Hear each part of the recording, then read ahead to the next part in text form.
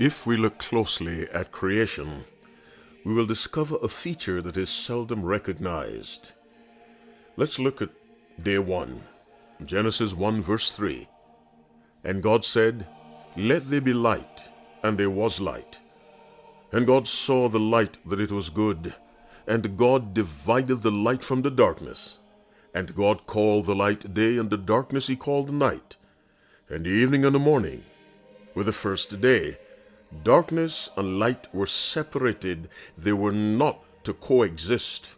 They were not to cohabit, if I may say that, the same space. They were separated. On day 2, and God said, "Let there be a firmament in the midst of the waters, and let it divide the waters from the waters." There were waters above the earth. There were waters under the earth.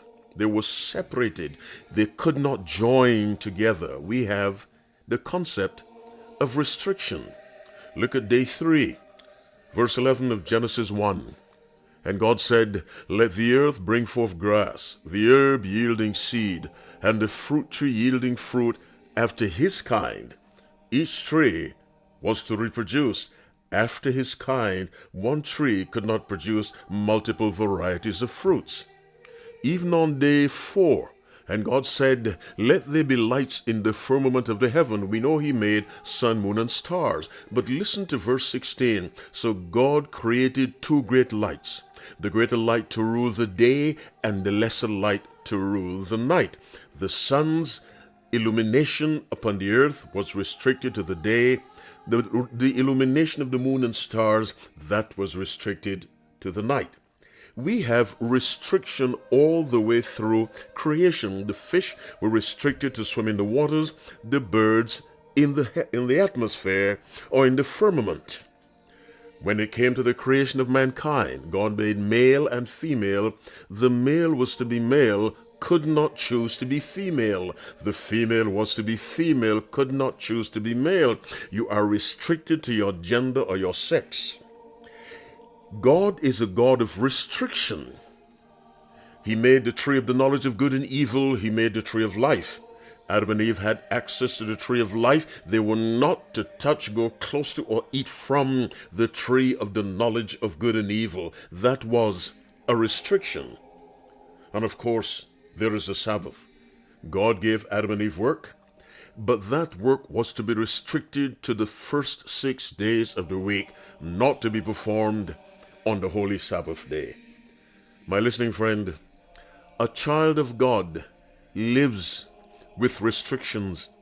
There must be restrictions on the way we dress, on the way we talk, on the way we engage in recreation, on the way we spend our money, on the way we engage in romance, and the way we pursue education. There must be restrictions. Those restrictions are designed to identify us, as it was in creation week, as the children of God, as God's spiritual creation.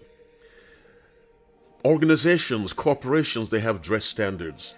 You join the army, you've got to cut your hair, you have to dress a certain way, behave a certain way. Even professional teams, they have moral clauses in the contracts for the athletes. You must behave a certain way and not embarrass the organization.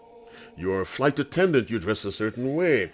If you join whatever, you dress a certain way, you behave a certain way. It seems that the church is the only place, and I don't mean to chuckle, where you can do whatever you like. But as a child of God, you are not to do whatever you like. You are restricted to God's standards, because they're standards of righteousness. They're standards that enable you and me to reflect the character of God. As you keep the Sabbath holy, my listening friend, remember the Creator placed restrictions in creation, and they still apply today. May the Lord bless you. Doubly bless your lovely children as you live within the divine restrictions God has placed on us for the purpose of expressing righteousness. Happy Sabbath, and God bless you.